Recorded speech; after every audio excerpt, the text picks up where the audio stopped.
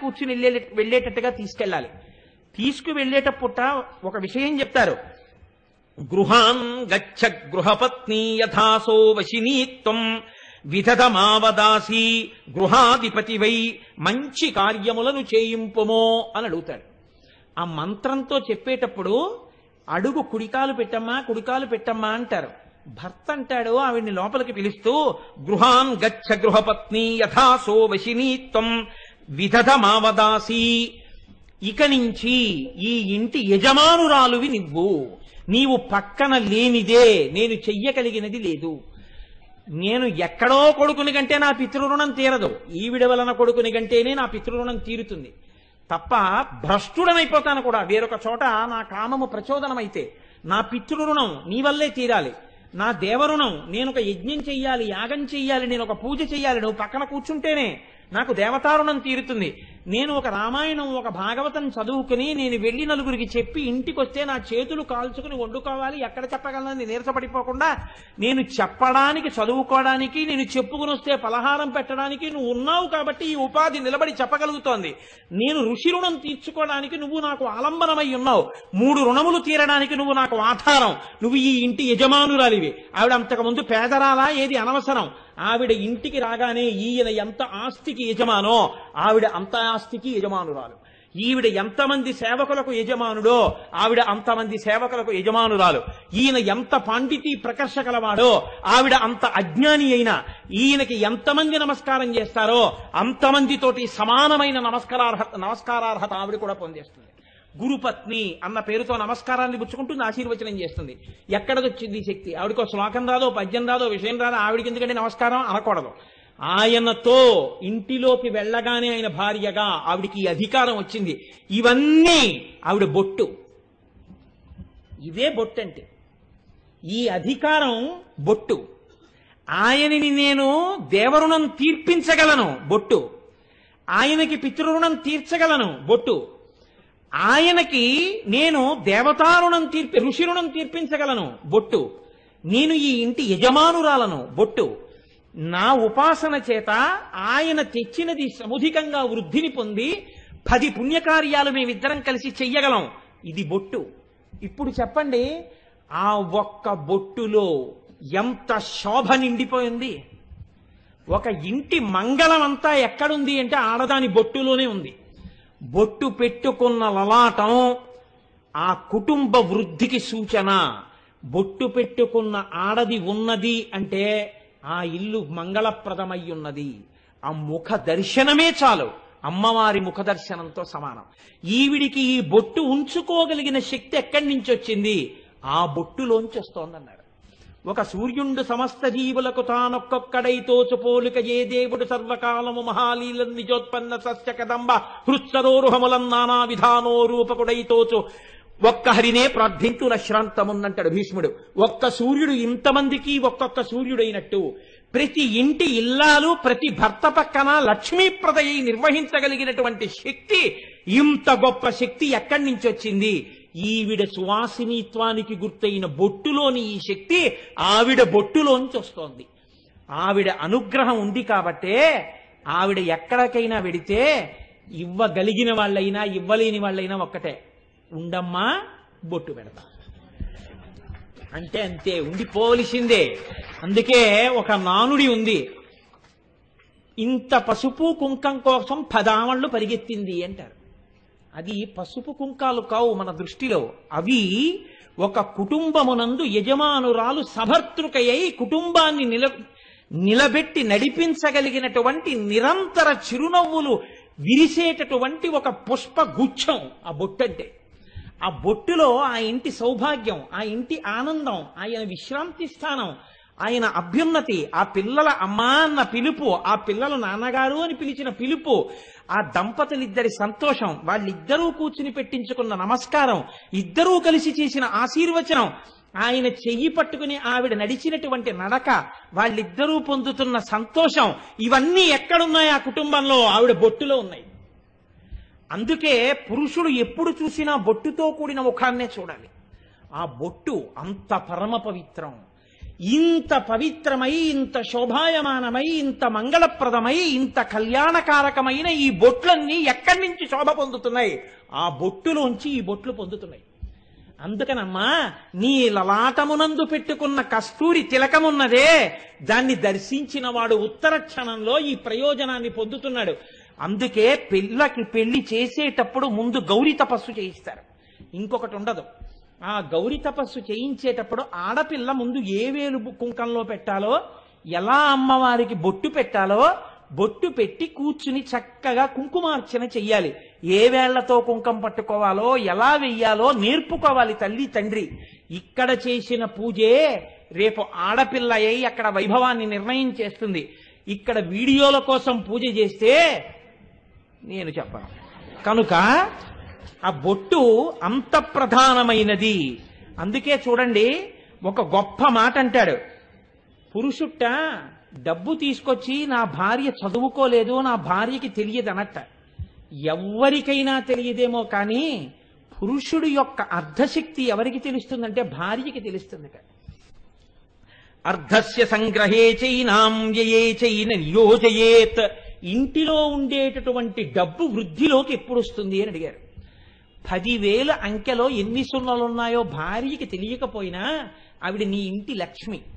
నువ్వు అర్ధాన్ని తీసుకురాగానే పరమ సంతోషంతో నీ భార్య చేతిలో పెట్టి లోపల పెట్టవోయ్ అన్నాడు.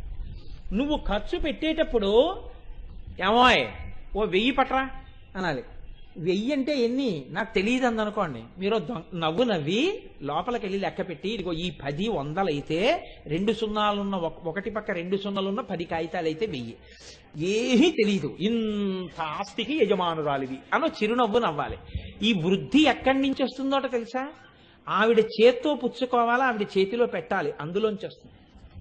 అంతేగాని నీ మోహం నీకేం తెలుసు అంటే వచ్చేది రాకుండా పోతుంది. ఆవిడ లక్ష్మి. అందుకని ఆవిడ్ని గౌరవించడం నేర్చుకో. ఆవిడ చేతిలో పెట్టు, ఆవిడ చేత్తో పుచ్చుకుని ఖర్చు పెట్టు. అందుకని శాస్త్రం అంటోంది ఆవిడిని నియోగించు అని చెప్తోంది. నీ అర్థము పెరగడానికి ఆవిడే హేతు, నీ ఇల్లు సౌభాగ్యవంతంగా ఉండడానికి ఆవిడే హేతు. ఆవిడే నీ ఇంటి లక్ష్మి. ఆవిడ ప్రసన్నమైతే చాలు, నీ ఇల్లు లక్ష్మీ నిలయమై కూర్చుంటుందంతే. కాబట్టి అర్ధస్య సంగ్రహే చైనాం జయే చైవ నియోజయేత్. ఏమండి ఫైల్ రాయడం వచ్చా? నాలా చదువుకుందా?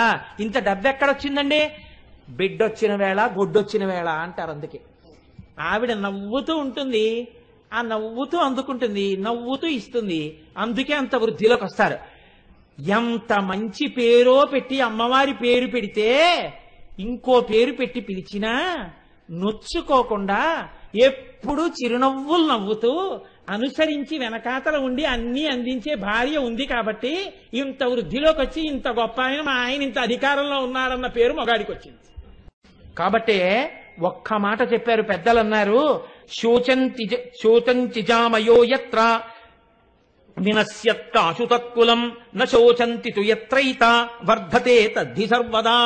ఆడపిల్ల ఇంటికి వచ్చినప్పుడు ఇంత బొట్టు పెట్టి, సిగలో పూలు పెట్టి, 4 మట్టి గాజులు వేసి, నీకుంటే చీర పెట్టు, లేకపోతే సంతోషంగా మాట్లాడి ఒడిలో చలివిడి పెట్టి పంపించు చాలు. ఇంత చలివిడి నువ్వు ఆ పిల్ల ఒళ్ళో పెట్టి పంపించని పుట్టిల్లు ఉన్నా ఒకటే, ఊడిపోయినా ఒకటే. అది కనీస బాధ్యత ఆడపిల్ల తల్లికి. పిలిచి చలివిడి పెట్టాలి. తన బిడ్డ కాకపోయినా పిలిచి పెట్టిన తల్లి ఎవరో ఆ తల్లి గత జన్మలలో ఆ పిల్లకి తల్లి అని నిర్ణయం చేయవలసి ఉంటుంది. కాబట్టి సంతుష్టో భార్యయా భర్తా భర్తా భార్యా తథైవ చ యస్మిన్నేవ కులే నిత్యం కళ్యాణం తత్ర వై ధ్రువం. ఒక ఇల్లు ప్రశాంతంగా మంగళప్రదంగా వృద్ధిలోకొచ్చి ఆ ఇంట్లో పిల్లలు కూడా చాలా పైకొస్తారని ఎప్పుడు చెప్పగలవు? ఆ ఇంట భార్య భర్త వలన ప్రీతి పొందాలి. నేను ఇలా అన్నానని అనుకోకండి. ఆడదానికి గొప్ప తృప్తి ఎప్పుడు అంటే, మగడు మెచ్చిన చాలా కాపురంలోన మొగలి పూల గాలి ముత్యాల వాన. అంతకన్నా ఎక్కడుంది? కాబట్టి భర్త భార్య సంప్రీతురాలయ్యేటట్టు ప్రవర్తించాలి. అలాగని ధర్మ విరుద్ధంగా ప్రవర్తిద్దామని భార్య చెప్తే భర్త అంగీకరించకూడదు. నచ్చ చెప్పుకుని చక్కగా బోధ చేసి మళ్ళీ ఆవిడ్ని దారిలోకి తెచ్చుకుని అనుష్ఠానం చేయాలి. అహల్య తప్పు చేసిందని గౌతముడు విడిచిపెట్టలేదే. ఎలా దోషం పోతుందో చెప్పి తన భార్యగా స్వీకరించాడు. భర్తకి ఆ నైపుణ్యం ఉండాలి. చక్క దిద్దుకుని తను ధర్మపథంలో నిలబడాలి. మా ఆవిడ ఒప్పుకోలేదండి, నేను మానేశాను అనుకోవడం, అప్పుడు దోషం నీది. కాబట్టి సంతుష్టో భార్యయా భర్త, భర్త భార్య తథైవచ యస్మిన్నేవ కులే నిత్యం కళ్యాణం తత్ర వై ధ్రువం. ఈ భార్యాభర్తల మధ్య అవగాహన, నిత్య కళ్యాణం, పచ్చతోరణంగా ఇళ్ళు ఉండగలిగినటువంటి ఈ శక్తి కూడా ఎక్కడ పడుతుంది అన్నారు? బొట్టులోంచే పుడుతుంది. ఆజ్ఞాచక్రం కదండి, అందుకే కదా తారాబలం చంద్రబలం తథైవ అని చూసి పసుపు జీలకర్ర బెల్లం పెట్టించారు. ఇది ఆజ్ఞాచక్రం మీద నిలబడి ఒండరులకు అవగాహన కలిగి సంతోషంగా ఉండాలంటే బొట్లు ఉండాలి. ఆ బొట్టు అంత గొప్పది. ఈ బొట్టు పెట్టుకుందాం, ఈ బొట్టు చేత ఇంట్లో ఇన్ని సుఖాలు పండించుకుందాం అన్న భావన ఎక్కడి నుంచి వస్తోంది? ఆ బొట్టులోంచి వస్తోంది. అమ్మవారి బొట్టులోంచి ఇన్ని బొట్లు ప్రకాశిస్తున్నాయి. ఆ బొట్టు ఎవడు చూస్తున్నాడో వాడు అద్భుతమైన శక్తిని పొందుతాడు. ఏమిటండి మీరు మాట్లాడేది, బొట్టుకంత శక్తి ఉంటుందా అంటారేమో. 3 గజాల గుడ్డముక్క మీద 3 గీతలు గీసి రంగులు వేసి రాష్ట్రపతి ఎందుకు సెల్యూట్ చేస్తున్నాడు రిపబ్లిక్ డే నాడు? భారతదేశ సార్వభౌమాధికారం అంతా 3 గజాల గుడ్డలో ఉందా? నువ్వు ఉందని నమ్మావు, ఉందంతే. భారత సర్వసైన్యాధ్యక్షుడే వందనం చేస్తున్నాడు జాతీయ పతాకానికి. ఉందని నమ్మి నువ్వు పెట్టుకున్న నమ్మకానికే అంతుంటే వేదం చెప్పిన దానికి ఎంత నమ్మకం ఉండాలి నీకు? వేదం చెప్పింది పరమ సత్యం. ఆ తల్లి బొట్టు యొక్క దర్శనం చేత నువ్వు సమస్త మంగళములను పొందుతున్నావు. ఆ బొట్టు చూసిన వాడు బొట్టు పెట్టుకోవాలన్న స్పృహని పొందాలి, బొట్టు పెట్టుకుని అటువంటి స్థితిని పొందాలి. కలిపురుషుడి యొక్క ప్రజ్ఞ ఎక్కడుంటుందంటే, దేశమునందు శోభాస్కరముగా ఉండకుండా చెయ్యాలంటే ఏది సమస్త శోభలకు స్థానమో దాన్ని పాడు చేసే ప్రయత్నం చేస్తాను. దాని వలన లోకమునకు జాడ్యములన్నీ ప్రారంభమవుతాయి.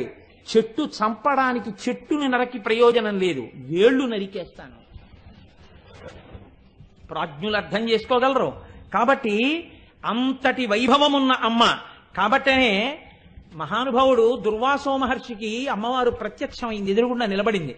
నిలబడితే అమ్మవారు పెట్టుకున్న బొట్టు చూస్తూ ఆయన శ్లోకం చెప్పారు.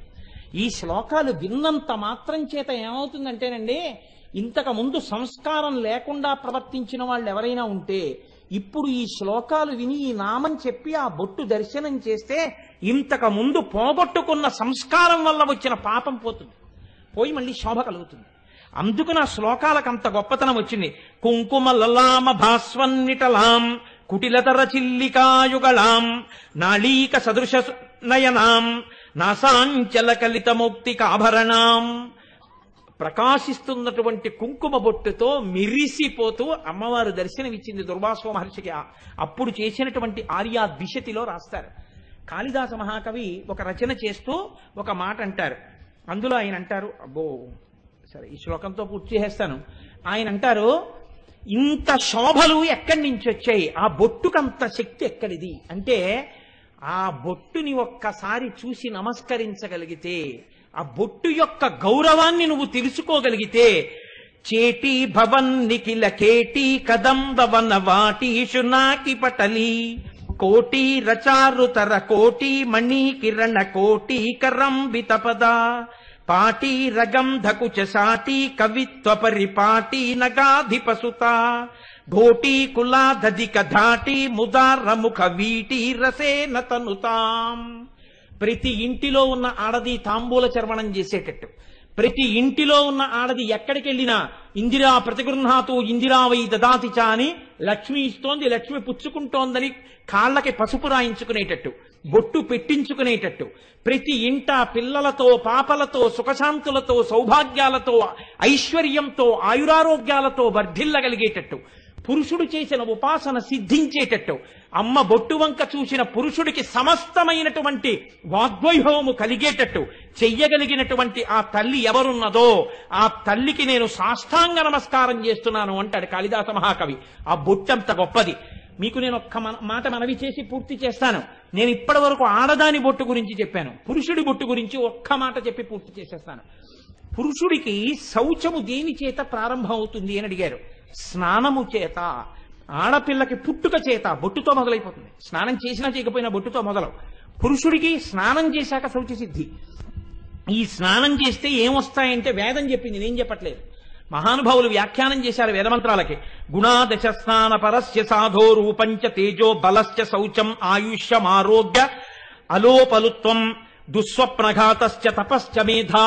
గొప్ప మేధాశక్తి, గొప్ప తపశ్శక్తి, ఈశ్వరుని యందు భక్తి, అంతకు ముందు రాత్రి కన్నటువంటి దుస్వప్నములన్నింటినీ పోగొట్టుకోగలిగినటువంటి శక్తి, దానితో పాటుగా గొప్ప తేజస్సు, మంచి బుద్ధి, మంచి బలం, మంచి శౌచం, ఇన్నిటినీ పురుషుడు స్నానం చెయ్యగానే పొందుతాడు. ఈ స్నానం చెయ్యగానే పురుషుడు వీటిని పొందినా మళ్ళీ ఆడదాని బొట్టు రక్షించినట్టే ఆయనను రక్షింపబడడానికి, ఆయన ఎందుకు రక్షింపబడాలి అంటే మళ్ళీ శరీరం ఎప్పుడు మలాన్ని వదిలిపెట్టేస్తుంటుంది. ముక్కు మలం వదిలేస్తుంది, చెవు గులిమి వదిలిపెట్టేస్తుంది, రోమరంధ్రాల్లోంచి చెమట వచ్చేస్తుంటుంది, మళ్ళీ అపవిత్రుడైపోతుంటాడు. దీన్ని కాపాడుకోవడానికి ఒకే ఒక్క మార్గం పురుషుడికి మిగిలినదేది? స్నానం చెయ్యగానే బొట్టు పెట్టుకుని పురుషుడుంటే ఇతర కారణముల చేత అశౌచము పట్టుకోకుండా, అశౌచము కబళించకుండా అతని యొక్క శౌచమును నిలబెట్టి అతని బుద్ధిని, అతని బలాన్ని, అతని ఆరోగ్యాన్ని, అతని శౌచాన్ని, అతని మేధస్సుని, అతని సుఖాన్ని, సంపత్తిని, సమస్తమైనటువంటి వైభవాల్ని రక్షణ కవచమై నిలబెట్టగలిగినటువంటి ఆదిశక్తి యొక్క శక్తి పురుషునకు భ్రూమధ్యమునందు పెట్టుకున్నటువంటి బొట్టు యందు ప్రకాశించి కాపాడుతుంటుంది. కాబట్టి ఇంతమందికి ఇన్ని రకాల రక్షణ చేయగలిగిన ఈ బొట్టు యొక్క శక్తి ఆ జగదంబ బొట్టులోంచి వస్తోందని ముఖచంద్ర కళంకాభమృగనాభి విశేషక అని వసిన్యాది దేవతలు అమ్మవారి యొక్క బొట్టుని కీర్తించినటువంటి ఘట్టాన్ని ఇవాళ పరమోత్కృష్టమైన రోజు ఆదివారం, పుష్యమాసం, పంచమి, త్యాగరాజం స్వామివారు రామచంద్రమూర్తిలో ఐక్యమైనటువంటి రోజు. ఇటువంటి రోజున ఇటువంటి ఘట్టాలు రావడం కేవలం అమ్మవారి యొక్క నిర్హేతుక కృపా కటాక్షం. ముఖచంద్ర కళంకాభమృగనాభి విశేషక ఈ నామం గురించి నిన్నటి రోజున మీతో కొంత ప్రస్తావన చేసి ఉన్నాను. వదన స్మరమాంగల్య గృహతోరణ చిల్లిక తర్వాతి నామం పేరు. ఇది లలితా సహస్రనామ స్తోత్రంలో ప్రతి నామము పరమ పవిత్రమే. ఒక నామం కన్నా ఒక నామం గొప్ప అని చెప్పడానికి అలా అవకాశమేమి ఉండదు. ఎందుచేత అంటే ఒక అమృత భాండం ఉంటే మీరు ఆ అమృత భాండంలో ఎటువైపు నుంచి ఒక చుక్క తీసినా అది అమృతపు చుక్కే అవుతుంది తప్ప అంతా అమృత భాండమే అయినప్పుడు అందులో ఒక చుక్క కన్నా గొప్పదయ్యే అవకాశం ఎప్పుడూ ఉండదు. అంతా ఒక్కగానే ఉంటుంది. అందుచేతనే లలితా సహస్రనామ స్తోత్రంలో అన్ని నామాలు గొప్పవే. కానీ కొన్ని నామాలు మీ జీవితాన్ని అనుసంధానం చేసుకుని ఏవి మన జీవితంలో ప్రధానమైనటువంటి సమస్యలుగా వెంబడిస్తుంటాయో వాటిని తొలగతోసుకోవడానికి అనుసంధానం చేసుకునేటటువంటి ప్రక్రియ యందు వీటిని మనం ఎక్కువ అనుసంధానం చేసుకోవలసి ఉంటుంది అన్న కోణంలో మీరు దాని యందు ఎక్కువ మగ్నత ప్రదర్శించవలసి ఉంటుంది తప్ప ఏ నామము కన్నా ఏ నామము గొప్పది కాదు, ఒక నామం కన్నా ఒక నామం తక్కువ కాదు. మీరు చూడండి, ఒక సమస్య అని ఒకటి ఉంటుంది. ఆ సమస్య అనేటటువంటిది మీకు జీవితంలో ఒక్కసారి తటస్థించవచ్చు, 2 సార్లు తటస్థించవచ్చు. నేను మీకు ఒక ఉదాహరణ చెప్తాను. ఒక మంచి భార్య కోసం అన్వేషణ అనేటటువంటిది ఎంతవరకు ఉంటుంది అంటే పెళ్ళయ్యే వరకు ఉండొచ్చు. అది కూడా పుట్టినప్పటి నుంచి ఏం ఉండదు, పెళ్లి చూపులు మొదలెట్టినప్పటి నుంచి ఉంటుందేమో. అది ఎప్పుడు తీరిపోతుంది అంటే పెళ్ళైపోగానే తీరిపోతుంది. ఇంకా వీడు మంచిది అనుకుని తెచ్చుకున్నా లేకపోతే ఇంకోలా తెచ్చుకున్నా, ఆ తెచ్చుకున్న భార్య మంచిది అని వాడి జీవితాంతం సర్దుకోవడమే, ఇంకో అవకాశమే ఉండదు దానికి. Marry in Heist and repent at leisure అని అందుకే సామెత వచ్చింది. కాబట్టి ఆ సమస్య అక్కడతో అయిపోయింది అంతే తప్ప అది జీవితాంతం వెంబడించే సమస్య కాదు. పెళ్లి చేసుకుందాం అనే సమస్య ఉండదు. పిల్లాడికి ఒక్కసారి స్కూల్లో సీటు తెచ్చుకుంటే అక్కడతో అయిపోయింది దాని సమస్య, సీటు వచ్చేసింది అంతే. ఒక సమస్య జీవితంలో ఒకసారి ఉండొచ్చు, లేకపోతే 2 సార్లు ఉండొచ్చు, 100 సార్లు ఉండొచ్చు, 1000 సార్లు ఉండొచ్చు. కానీ జీవితాంతం ఉండేటటువంటిది మాత్రం పుట్టినదాదిగా శరీరం విడిచిపెట్టేసేంత వరకు మనిషిని నీడ ఎలా వెంటాడుతుందో అలా వెంటాడి దాని చేతనే సమస్త అజ్ఞానమునకు ఆలవాలమై మనిషిని ఒక్క అడుగు ముందుకు ఎయ్యనివ్వకుండా 4 మెట్లు పైకెక్కితే 20 మెట్లు కిందకి జార్చేసేదోటి ఉంటుంది. మీరు ఎప్పుడైనా కొంచెం జాగ్రత్తగా ఆ విషయాన్ని పరిశీలనం చేసే ప్రయత్నం చేయండి. దీన్ని భయము అని పిలిచింది శాస్త్రం. భయం అనేటటువంటిది మనిషిని వెంటాడుతూనే ఉంటుంది జీవితంలో. ఇది పుట్టినదాదిగా అమ్మ కడుపులో ఉన్నప్పుడు భయం గురించి పక్కన పెట్టండి, జగత్తులోకి ప్రవేశించింది మొదలు వాడికి భయమే. ఈ భయం ఎప్పుడు తీరిపోతుంది అంటే ఆ కట్టె కాలిపోయినప్పుడు తీరిపోతుంది. అప్పటి వరకు ఎంత భయం అంటే ఎప్పుడూ భయానికి మొదటి కారణం ఏదై ఉంటుందంటే నేనేమైనా అయిపోతానేమో. పోనీ నేనేమైనా అయిపోతానేమో అని బెంగ పెట్టుకున్న వాళ్ళందరూ ఉండిపోయారా? ఉండిపోయిన వాళ్ళు లేరు. నాకేమీ అవదు అనుకున్నవాడు ఉండిపోయాడా? ఉండిపోయిన వాడు లేడు. నువ్వు వెళ్ళిపోవడం అన్నది ఒకసారి నిజమైపోయిన తర్వాత ఇంక నీకు ఆ శరీరంతో సంబంధం లేదు. నీకు ఆ శరీరంతో సంబంధం ఉన్న ఏ వస్తువుతోటి సంబంధం లేదు. నువ్వు ఎంత భయపడినా శరీరం ఉండదు, నువ్వు ఎంత భయం లేకుండా ఉన్నా శరీరం ఉండదు. కానీ చూడండి, ఎంత వినండి, ఎన్ని చదవండి, మనిషిని వెంబడించి వెంటపడేది ఏది అంటే ఆ భయం అన్నమాటే. ఈ భయం ప్రధానంగా ఎందుకు వస్తుంది అని అడిగారు. 2 కారణాలు ఉన్నాయి. ఈ 2 కారణాల చేత మనిషిని భయం వెంటాడుతుంది అన్నారు. మొదటి కారణం ఎందుకు వస్తుంది అంటే ఉన్నది ఉండకుండా జారిపోతుందేమో. ఇది భయానికి మొదటి కారణం. ఇది ఎక్కడి నుంచి మొదలంటే దీనితో మొదలు. నేననగా ఎవరు? ఇది. కాబట్టి అజ్ఞానానికి మొదలు ఎక్కడంటే, పాదు ఎక్కడంటే ఇది నేను అంటూ, ఇది తొలగదోసుకోవడానికే జ్ఞానానికి ప్రవేశం. దానికోసం వెంపర్లాట. కానీ చిత్రం ఏమిటంటే మీరు మెట్టెక్కుదామంటే 100 మెట్లు లాగేస్తారు. ఇది నేను అనొక భావన. కాబట్టి ఎప్పుడూ దీని గురించే బెంగ. దీనికి ఏమైనా అయిపోతుందేమో, దీనికి వేడి చేసేస్తుందేమో, దీనికి పడిశం పట్టేస్తుందేమో, దీనికి వాతం కమ్మేస్తుందేమో. నువ్వు ఏ మంచి పని చేయకుండా ఇది ఏం చేస్తావు? ఇది ఉన్నది మళ్ళీ ఎప్పుడు వస్తుందో నీకు తెలియదు. ఇది ఉన్నది నువ్వు మంచి పని చేయడానికే, దీంతో చెయ్యవు, మరి ఏం చేస్తావు? ఇది జ్ఞానికి ఉండే తాపత్రయం. అజ్ఞానికి ఉండే తాపత్రయం ఏమిటంటే దీని గురించి బెంగెట్టుకో. ఇది పరస్పర విరుద్ధంగా ఉంటుంది లోకంలో. దీని గురించి బెంగ అనేటటువంటిది చిట్ట చివరి క్షణం వరకు వెంటాడుతూనే ఉంటుంది. అమ్మో ఇదేమైపోతుందో. ఇది ఏదో అయిపోయే క్షణంలో ఏమి సంకోచం లేకుండా అయ్యేపోతుంది. ఎంతో బెంగెట్టుకుంటే ఆగుతుంది ఏమిటండి? ఎంతో బెంగ పెట్టుకుంటే తొందరగా అయిపోతుంది, అంతే తేడా. బెంగ పెట్టుకోకుండా ఉంటే కొంచెం ఎక్కువ ఉంటుందేమో, ఎక్కువ బెంగెట్టుకుంటే చాలా తక్కువసేపు ఉంటుంది. ఇక్కడతో మొదలుపెట్టి ఉన్నది ఉండదేమో, ఇది కారణం. రెండోది నా భార్య, నా బిడ్డలు, నా వస్తువులు, నేను వేసుకునేటటువంటి నగలు, నాకున్న ఇల్లు, నాకున్న కీర్తి, నాకున్నవి ఉండకుండా పోతాయేమో. ఇది నీడలా ఎంతవరకు వెంటాడుతుంటుందో తెలుసా అండి మనిషిని. దీని యందు అభూత కల్పన చేయడానికి కూడా వెనకాడ్డం. నేను ఇది వదిలిపెట్టకుండా ఉండలేకపోతున్నాను అనేటటువంటి మోహబుద్ధిని దాచుకోవడానికి ఎన్నో అసత్య ప్రకటనలు చేస్తుంటాడు. నాకేం లేదండి, నాకేం తాపత్రయం లేదండి అంటాడు. ఉట్టిది అలా అన్నాడంటే తాపత్రయం అన్న మాట బాగా జీర్ణమైందని గుర్తు. అదేదో తెలియకపోతే ఆ మాట ఎలా వచ్చింది అసలు? కాబట్టి ఉన్నది పోతుంది, మొదటి భయం. మనకి రావలసింది రాదు, రెండో భయం. మీరు చూడండి, లోకంలో దేనికి భయపడిపోతారు అంటే జనం అన్నిటికన్నా భయం ఏమిటంటే, ఏదైనా విన్నారనుకోండి, ఇది మీరు విన్నారు కాబట్టి మీకు 1000 రూపాయలు వస్తాయి అన్నారనుకోండి, చాలా సంతోషపడిపోతారు. అంటే ఏదో రావాలన్న తాపత్రయం ఉంటుంది. ఈ రావడాన్ని శాస్త్రము యోగము అంటుంది. యోగము అంటే కొత్తది వచ్చుట. కోటేశ్వరరావు గారికి వాహన యోగం వచ్చిందండి అన్నారు అనుకోండి, అంటే నేను ఒక కారు కొనుక్కున్నాను అని గుర్తు. కోటేశ్వరరావు గారికి ఏదో గృహయోగం వచ్చిందండి అన్నారు అనుకోండి, నేను సొంత ఇల్లు కట్టుకున్నాను అని గుర్తు. ఇలా యోగము అంటే ఇత పూర్వము లేనిది ఇప్పుడు వచ్చింది, ఇలా ఇప్పుడు వస్తే యోగం పట్టిందంటారు. ఉన్నది క్షేమంగా ఉందంటారు. ఇత పూర్వం ఏముంది అంటే, ఏదో నా దగ్గర 2 పుస్తకాలు ఉన్నాయి, ఆ 2 పుస్తకాలు అలాగే ఉన్నాయి, తెల్లారేటప్పటికి దొంగలు ఎత్తుకుపోలేదు, క్షేమం. ఉన్నది ఉంటే క్షేమం, కొత్తది వస్తే యోగం.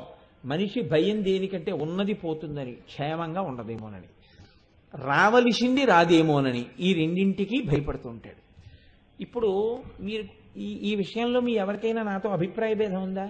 భయానికి ఈ రెండు కారణాలు కావు అని ఏమైనా ఉందా? ఉండదు. ఈ రెండే కారణం. ఈ రెండు కారణమైతే ఈ రెండిటి యందు మీ ప్రమేయము ఎందుకు లేకుండా ఈశ్వర ప్రమేయాన్ని ఈశ్వరుడు తీసుకొచ్చి అక్కడ పెట్టాడు.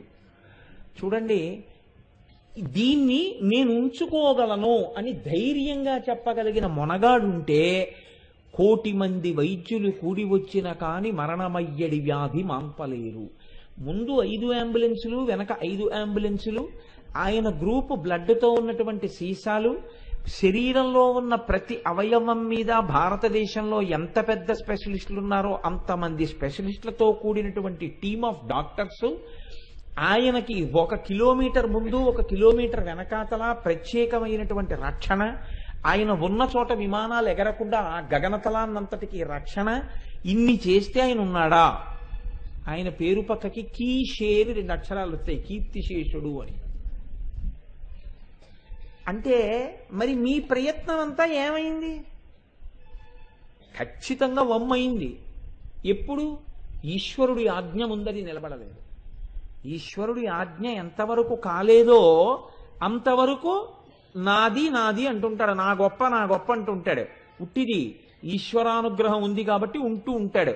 ఎప్పుడు ఈశ్వరానుగ్రహం, ఇది ఉండకపోతే ఈశ్వరానుగ్రహం పోయినట్టేం కాదు, అనుగ్రహంతో విడిపోయిన వాళ్ళు ఉంటారు. కాబట్టి ఈశ్వరానుగ్రహం లభించకపోతే ఇది నేను అనుకుని పడిపోతాడు. అప్పుడు అజ్ఞానం వల్ల మళ్ళీ కింద కడతాడు. అలాగే నాకు రాలేదు రాలేదన్న ఏడుపు. ఇప్పుడు ఇందులో మీరు చూడండి, మన ప్రమేయం ఒక్కటి లేదు, ఈశ్వరుడి యొక్క నిర్ణయం ఒకటి ఉంది. ఈశ్వరుడు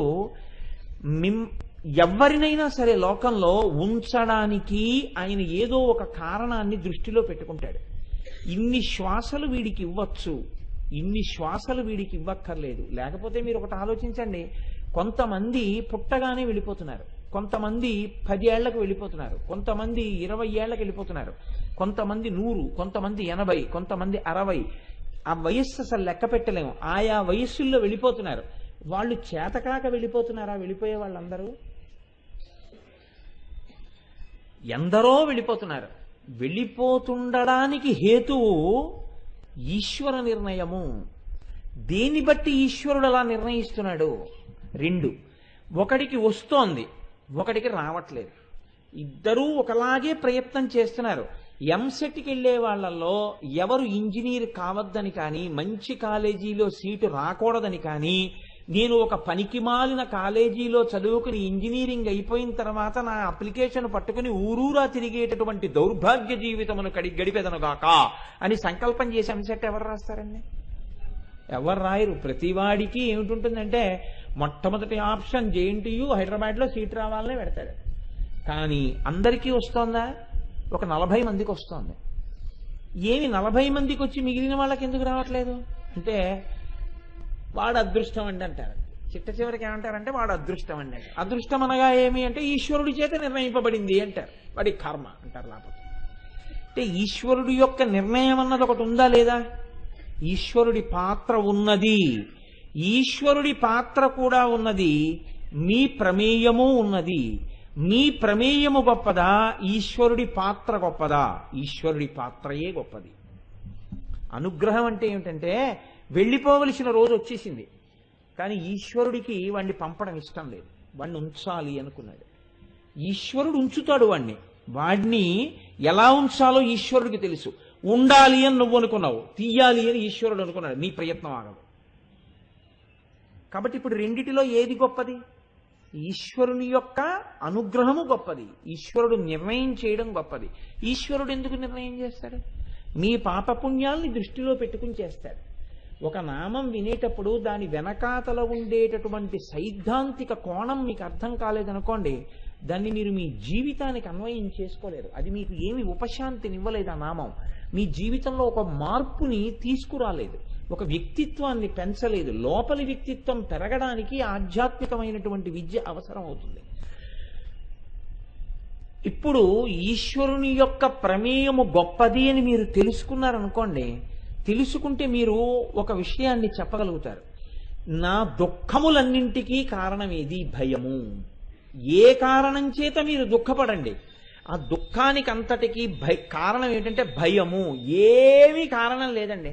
ఏడవడానికి ఏం కారణం లేదు. వాడికి చక్కగా ఉన్నాడు, వాడు పిడరాయల్లే ఉన్నాడు, హాయిగా ఉన్నాడు, అన్ని ఇంట్లో బాగున్నాయి, సుఖంగా ఉన్నాడు, ఏడవడానికి ఏం లేదు. కానీ వాడు ఏడుస్తూ ఉంటాడు.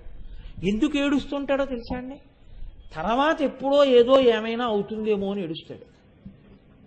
మీరు ఆలోచించండి. నేను ఇలా అన్నానని కాదు, అంటే మీ గురించి నేను ఎప్పుడూ చెప్పట్లేదని మీకు చెప్పాను. నా బోటిగాడి గురించే నేను చెప్తూ ఉంటాను. ఇప్పుడు బాగున్నావు కదరా, నీకెందుకురా బెంగ అంటే ఎప్పుడో ఏదో అవుతుందిట, అందుకని వీడికి బెంగ. ఎంత అజ్ఞానం! ఇప్పుడు ఉన్నదాని గురించి ఉపయోగించడం నేర్చుకుంటావా? ఎప్పుడో ఏదో అవుతుందని బెంగెట్టుకుని ఇప్పుడు ఉన్న సమయాన్ని వాడుకోవడం మానేస్తావా? ఎప్పటికి పోతుంది నీ అజ్ఞానం? ఎన్ని వింటే పోతుంది, ఎన్ని చదువుకుంటే పోతుంది? ఎందుకు ఆశ్రయించినట్టు గురువుని అజ్ఞానంలోకి లాగడానికా, నువ్వు జ్ఞానం పెంచుకోవడానికే? కనుక ఎలా ఉంటుందంటే లోకంలో భయము హేతువై ఉంటుంది.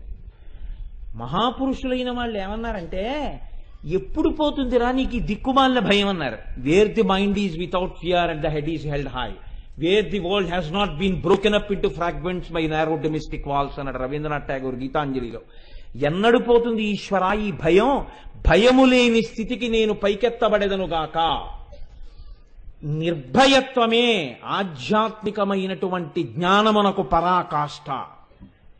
ఆ నిర్భయత్వం అలవడకుండా భయంతో జీవించినటువంటి వాడు జీవితంలో ఎదుగుదలని పొందినది లేదు. ఎదుగుదల అంటే నిర్భయత్వమే. నిర్భయత్వం అన్నది అలవడి తీరాలి. ఈ భయం పోవాలంటే ఏం చెయ్యాలి అని అడిగింది శాస్త్రం. ఈశ్వరుని యొక్క అనుగ్రహమునందు నీకు బలం పెరగాలి. భయం పోవడం అంటే నీ ఇష్టం వచ్చినట్టు ప్రవర్తించి భయం పోగొట్టుకోవడం కాదు. నేను భయాన్ని వదిలేసి మంటల్లో దూకేస్తాను అన్నారనుకోండి, అప్పుడు తప్పు మీది కాదు. నేను మంచి పని చెయ్యడానికి నాకు ఈశ్వరానుగ్రహము ఆలంబనమై నిలబడుగాక. ఈశ్వరానుగ్రహము కొరకు, ఈశ్వరుని యొక్క సేవ కొరకు నేను నిలబడినప్పుడు నాకు దుర్నిమిత్తములు దురితములు నన్ను కబళించకుండుగాక, అవి నాకు ప్రతిబంధములు కాకుండుగాక. దీనికి మీరు ఈశ్వరానుగ్రహాన్ని అడుగుతుండాలి. అప్పుడు మీ జీవితం ఏమవుతుంది? అడుగేస్తే ఈశ్వర సేవకు ఉపయోగపడుతుంటుంది. ఈశ్వర సేవకి నాకు దురితము రాకుండా చూడు అని మీరు అడిగారనుకోండి, మీ జీవితాన్ని కూడా ఈశ్వర సేవగా మలుచుకోవడం మీకు వచ్చిందనుకోండి, ఈశ్వరుడు చాలా సంతోషిస్తాడు. సంతోషించి మీకు దురితము రాకుండా మిమ్మల్ని కాపాడతాడు. ఒక ఈశ్వరుని యొక్క స్వరూపాన్ని అర్థం చేసుకోవడంలో, అనుగ్రహాన్ని అపేక్షించడంలో మీ జీవితపు కోణం ఆ దిశలో మారవలసి ఉంటుంది. అంతేగాని భయం పోగొట్టుకోవడం అంటే నేను ఇప్పుడు భయాన్ని వదిలిపెట్టేశానంటే నా గోడ నుంచి నేను కిందకి దూకేస్తాను అంటే భయం పోగొట్టుకోవడం కాదు, తెంపరితనం అవుతుంది అది.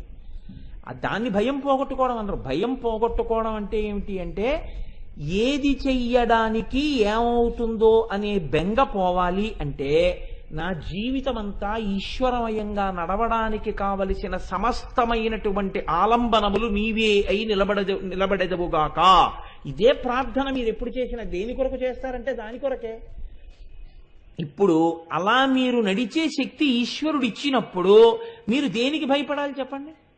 ఈశ్వరుడు మీరు నిజాయితీగా లోపల నిలబడగలిగితే ఈశ్వరానుగ్రహం మీకు తోడై మీకు ఏది భయమునకు కారణమో దాన్ని ఈశ్వరుడు తొలగిస్తాడు. మీకు చెప్తాడు, నాన్న నువ్వు భయపడవలసిన కారణం ఒకటి ఉన్నది, ఈ కారణము విషయంలో నువ్వు జాగ్రత్త పడు. ఈశ్వరుడే చెప్తాడు ఆ రోజు వచ్చినప్పుడు. నిన్ను ఇంకా ఈశ్వర సేవలో ఉంచుకోవాలనుకుంటే అప్పుడు ఈ భయం పోవాలి. ఈ భయం పోవడం శాంతానికి హేతు అవుతుంది. ప్రశాంతంగా ఉండగలుగుతారు. ఈ ప్రశాంతత అన్నది మీరు లోపల అనుభవించలేకపోతున్నారనుకోండి, శాంతము లేక సౌఖ్యము లేదు సారసాదల లయల. ఇక్కడ శాంతం లేనప్పుడు ఎన్ని ఉన్నా దానివల్ల సౌఖ్యం ఏమి ఉండదండి. ఎన్నో ఉన్నాయి వాడికి. కానీ వాడు ఎప్పుడు భయంతోనే బతుకుతూ ఉంటాడు. ఏదో ఒక భయం. ఇప్పుడు ఏదో ఒక భయంతో బతికేవాడు తానేమి సౌఖ్యం అనుభవిస్తాడు? ఇతరులకు ఏ సౌఖ్యం ఇస్తాడు చెప్పండి? ఇవ్వలేడు. కాబట్టి ఈ భయమును తొలగించడానికి మార్గం ఏమైనా ఉందా? ఇంత సాధన మేం చెయ్యలేం కదా, ఇంత అంతఃపరిశీలనం చేయలేం కదా, మేము నమస్కారం చేస్తే మాకు ఇటువంటి ప్రచోదనాన్ని ఇవ్వగలిగినది ఏదైనా ఉందా లోకంలో? ఇందుకొచ్చింది అమ్మవారికి ఒక రూపం అంది శాస్త్రం. లేకపోతే అమ్మవారికి రూపం అన్నది ఉండదు అసలు. రూపం లేని అమ్మవారు రూపం ఎందుకు దాల్చింది అని అడిగారు. ఎందుకు దాల్చింది అంటే అవి మీ శరీరములో ఉన్నటువంటి అవయవముల వంటివి కావు. వాటికి స్థూల సూక్ష్మ కారణములని 3 స్థాయిల్లో ఉంటుంది ఆ రూపం. స్థూలమైన రూపం నామం చెప్పి మనసులో దర్శనం చేస్తే శక్తినిస్తుంది.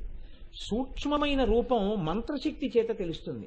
కారణ రూపం కేవలముగా ధ్యానమునందు మాత్రమే ఏకీకృతమై లభిస్తుంది.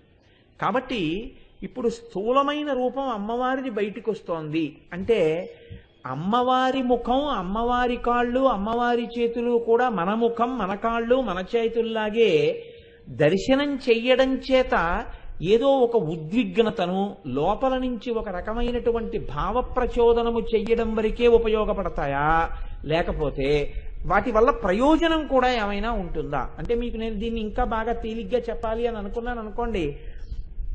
మీరు ఒక ఆయన్ని చూశారనుకోండి, చాలా నొక్కుల జుట్టు, చక్కగాను తెల్లటి మనిషి, ఎంతో అందంగా ఉన్నాడు. ఎంత అందమైనటువంటి ఆ శిరోజములండి, చాలా చక్కగా ఉన్నాయి ఆయన శిరోజములు అంటారు. ఇప్పుడు ఆయన యొక్క నొక్కుల జుట్టు చూసి మీరు కాసేపు లోపల ఉండేటటువంటి సంతోషం ఉద్విగ్నమై ఎంత మంచి జుట్టు అండి అనడానికి పనికొస్తుందేమో. అంతకన్నా ఆయన జుట్టును చూస్తే మీకేమొచ్చింది? ఏమీ రాదు. సరికదా, ఒక్కొక్కసారి పతనం కూడా వస్తుంది.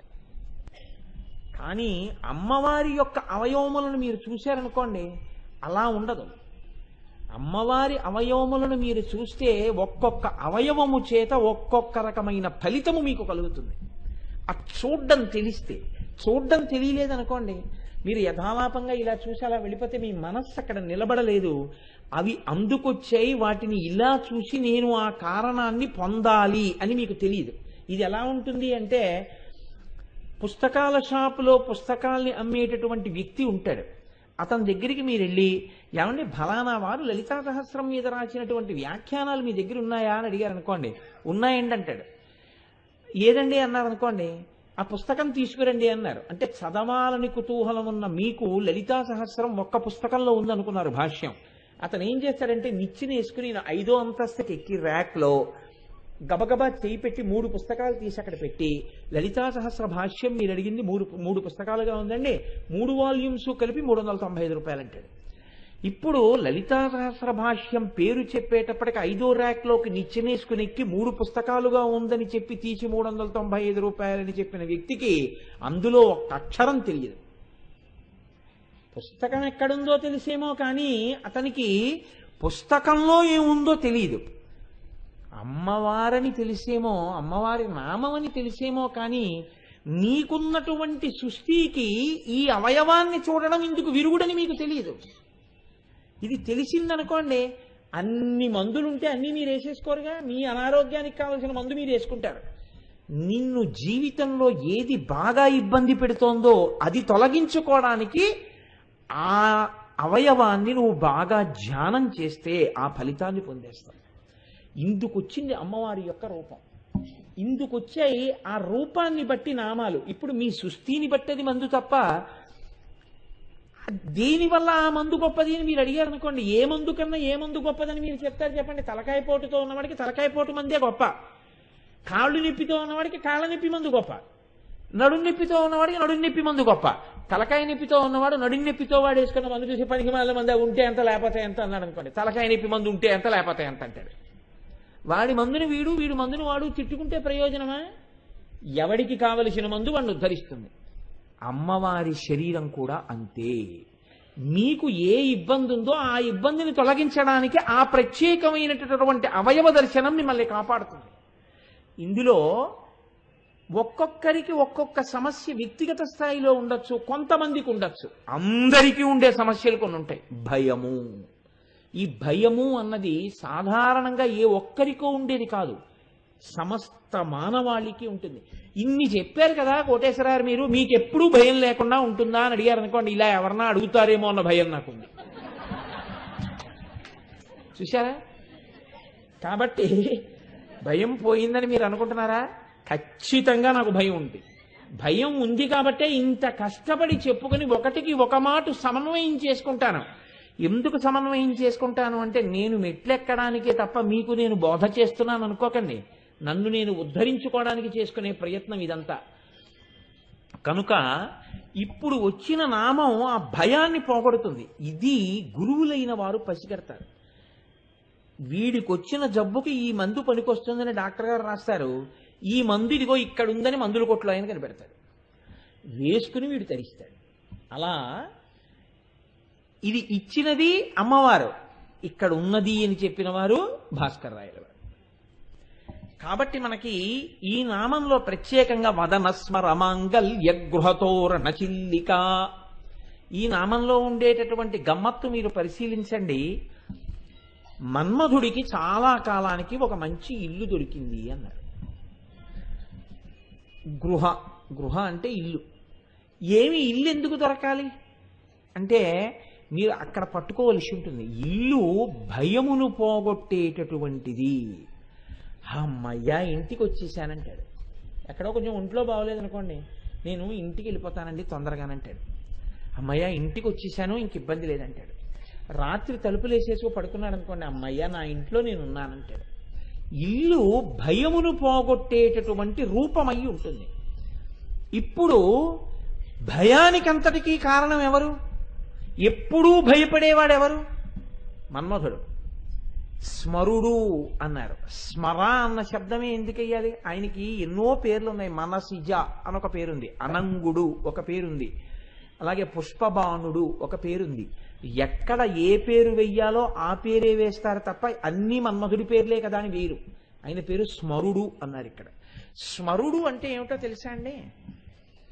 ఎవరిని స్మరించగానే కామినులను కాముకుల వద్దకు, కాముకులను కామినుల వద్దకు పంపగలడో వాడి పేరు స్మరుడు. ఇది మీరు చాలా జాగ్రత్తగా పట్టుకోవాల్సి ఉంటుంది. ఇప్పటి వరకు నేను బాగున్నాను, చాలా భ్రమభక్తితో ఉన్నాను.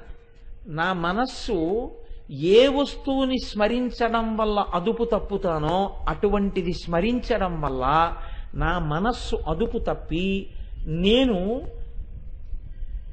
అటువంటి సుఖము కొరకు ఆ వస్తువును ఆశ్రయిస్తానో అలా నన్ను తిప్పగలిగినటువంటి శక్తికి స్మరుడు అని పేరు.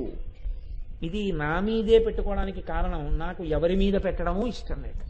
దీన్ని వాక్యపరంగా చెప్తే కామినులను కాముకుల వద్దకు, కాముకులను కామినుల వద్దకు చేర్చువాడు. అది భార్య దగ్గరికి భర్త కావచ్చు, భర్త దగ్గరికి భార్య కావచ్చు, హీన స్థాయిలో ఇంకేదైనా కావచ్చు. లేదా విశాలమైన అర్థంలో అది ఏ కోరిక అయినా కావచ్చు. కామము అంటే ఎప్పుడూ స్త్రీ పురుష సంబంధమైనటువంటి కామమే అయ్యి ఉండక్కర్లేదు. నాకు ఒక మంచి పంచ కొనుక్కోవాలనుంది, కామమే కోరిక. నాకు ఏదో మంచి పండు తినాలనుంది, కామమే కోరిక. ఎక్కడ కామం ఉందో అక్కడే భయం ఉంది. ఎందుకని? అది నాకు దొరుకుతుందో దొరకదో. సినిమాకి వెళ్ళాడనుకోండి, టిక్కెట్ దొరుకుతుందో దొరకదో. లైన్లో నించున్నాడు అనుకోండి, నేను కోరుకున్న క్లాస్ అయిపోతుందేమో. ఒకవేళ ఇంకొక ఇద్దరు ముగ్గురు ఉన్నారనుకోండి, భయం ఇంకా పెరిగిపోతుంది. ఇప్పుడే అయిపోయాయని ఎవరు అనడు కదా. ఒకవేళ దొరికినా నా భార్యకి ఏ రోలోనూ నాకు ఈ రోలోనూ ఇవ్వడు కదా. ఇంత ఉత్కంఠతో మీరు తీసుకుని నంబరింగ్ ఉందా అండి అంటారు. ఎందుకని? భయం. నంబరింగ్ లేకపోతే అందరూ తలో చోట కూర్చుంటే నేను మా ఆవిడ తలో 2 చోట్ల కూర్చోవాలేమో. ఇది ఇద్దరు మొగాళ్ళ మధ్యలో కూర్చుంటే, నేను ఎక్కడో కూర్చుంటే ఇంకా సినిమా చూడటం ఉండదు, భయం. ఆవిడ వంకే చూస్తూ కూర్చోవాలేమో. కాబట్టి నంబరింగ్ ఉందండి అన్నాడు అనుకోండి, అప్పుడు మళ్ళీ ఇంకో భయం. ఫ్యాన్ కింద వచ్చిందా, చిట్ట చివరకు వచ్చేసిందా. చిట్ట చివరికి వస్తే ఏమండి అన్నాను అనుకోండి, గోడ పక్క దోమలు ఉంటాయండి, పక్కంతా పీకేస్తాయి. అంతెక్కడండి ఆ భయానికి? ఇంత వీడిపోని చాలా బాగుంది అనుకోని లోపలికి వెళ్ళారు అనుకోండి, ఆ కుర్చీ ఇలా ఉంటుంది. అక్కడి నుంచి నడుం నొప్పి రేపు మళ్ళీ ప్రారంభం అవుతుందేమో భయం. వద్దు వెళ్ళిపోదామంటే ఇన్నాళ్ళకి తీసుకొచ్చారు నడుం నొప్పి మీకు ఇక్కడికి వచ్చినానా అంటుందేమో అని భయం. దిక్కుమాలిన భయంతోనే జీవితం, ఎప్పుడూ భయమే, అది వదిలింది ఎప్పుడు.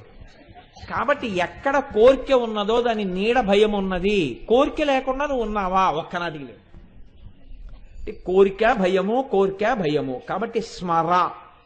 మరి ఈ స్మరుడు మనందరినీ కోరికల్లో పెడుతున్నాడు, కోరికల చేత భయము కల్పిస్తున్నాడు. బాగున్నాయి ఈ రెండు. మరి ఈయనకి ఎందుకంటే భయం? ఈయనకి భద్రమైన ఇల్లోటి కావలసి వచ్చింది. భద్రమైన ఇల్లు అంటే ఏమిటి? ఆయనకి భయం లేకుండా చెయ్యగలిగిన ఇల్లు.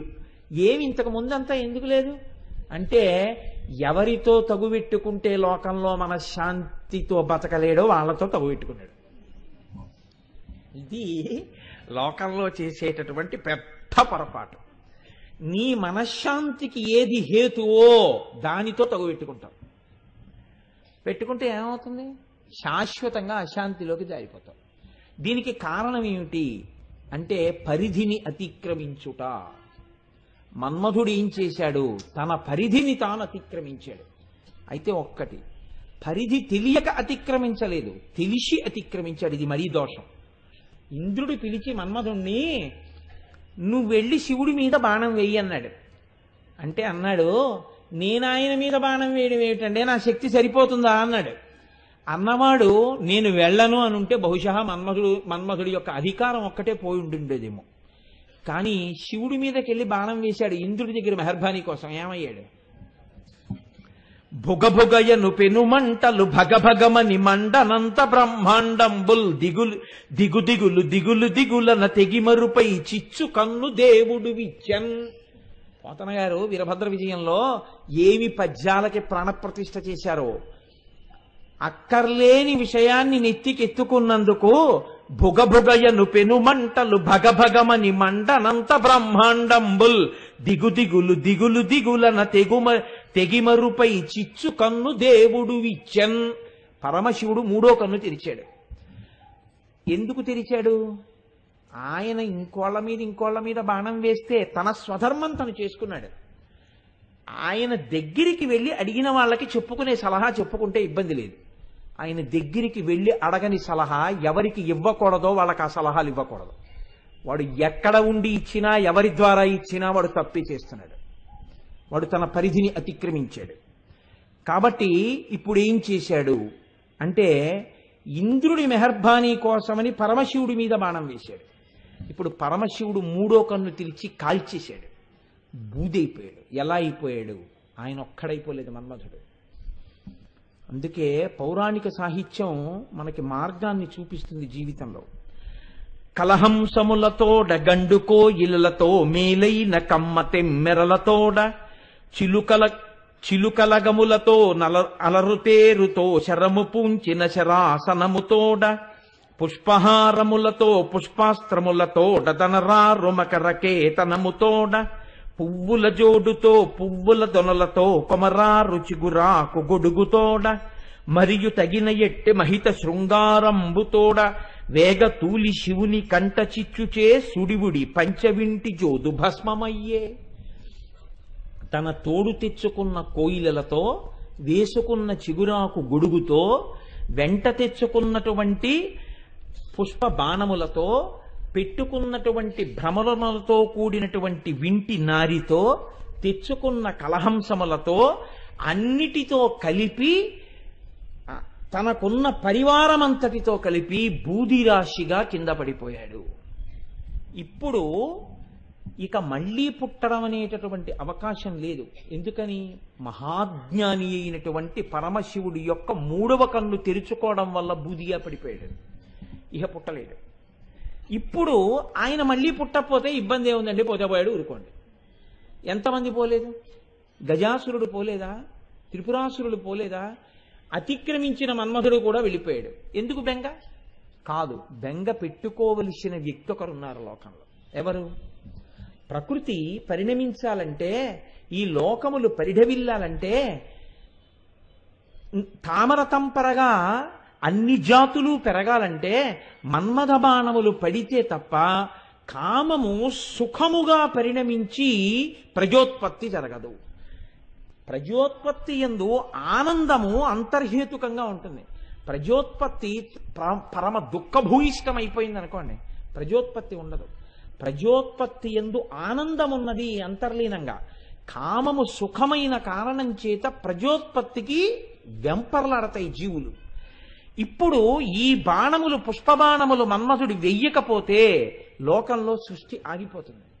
కాబట్టి ఇప్పుడు ప్రకృతిని కాపాడవలసిన అమ్మవారు ముందుకొచ్చి ఈయన్ని మళ్ళీ పునరుజ్జీవితుణ్ణి చేసింది.